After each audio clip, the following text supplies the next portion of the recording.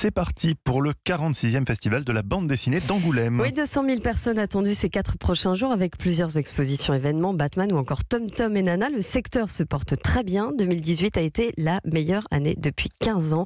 Mathieu Charrier. 44 millions de bandes dessinées ont été vendues l'année dernière en France. C'est 1 million de plus qu'en 2017, 5 de plus qu'en 2016, selon l'Institut GfK. Voilà pour le côté positif. Mais quand on regarde dans le détail, on note que ce sont surtout des séries, des valeurs sûres qui dominent les ventes. Sur les 10 BD les plus vendus, 9 sont des séries.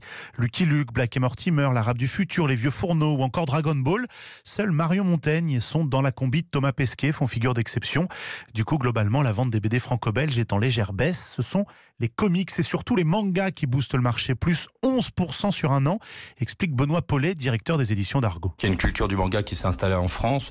Aujourd'hui, sont arrivées dans les maisons d'édition des personnes qui, plus jeunes, ont été élevées avec des mangas du type Goldorak, Candy et Naruto. Et donc, du coup, ça développe, ça ancre ce genre culturel en France. Un marché de la bande dessinée qui, pour multiplier ses ventes, multiplie également ses publications. Plus de 5000 BD sortent chaque année.